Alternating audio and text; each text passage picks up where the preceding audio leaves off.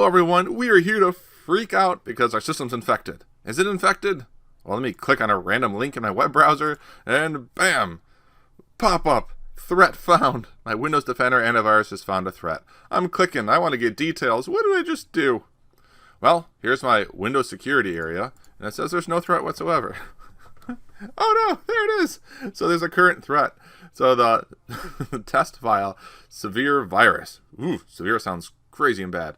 So I'm going to click on that little expand button, and I can choose what to do with this threat. I can either delete it, or I can put it in quarantine.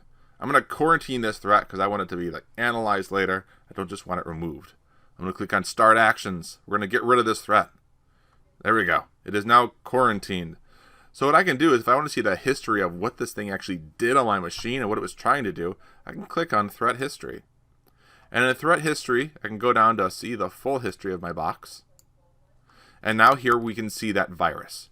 So I'm going to click on the drop down, and I'm going to click on See Details, because I want to make sure that my system is secure. I need to remediate anything that this has done on my system. And in See Details, it pops up with User Account Control. I'm going to go ahead and click on Yes, because I want to be able to access this. And here we can see the alert level was severe, and this thing has been quarantined, so I don't have to worry about it. Now we got the date and timestamp, and also the details. This program is dangerous and replicates by infecting other files. Ooh, I don't like that. Well, then down below we can see the infected items. So where this file was loaded into, it looks like it came out of my downloads folder because I was using my web browser. So what I'd want to do now to make sure my system is virus-free and remediate any other infections that could be occurring is I want to get out of this details area and I want to go back to my virus and threat protection. I would want to run a full scan. I can either do the quick scan option, or I can use my scan options and pick things like full scan or even a custom scan.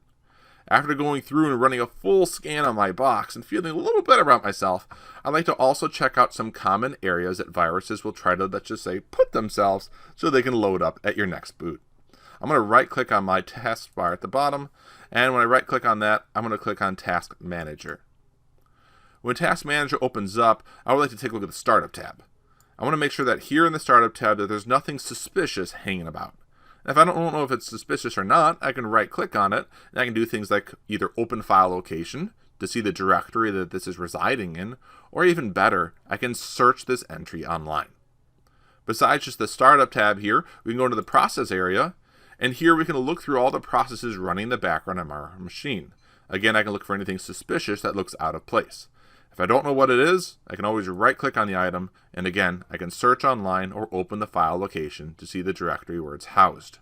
There are some third-party applications as well that you can load up, and you can analyze all of these processes and have them submitted to a website that'll tell you if they're malware or not. There's a lot of great options.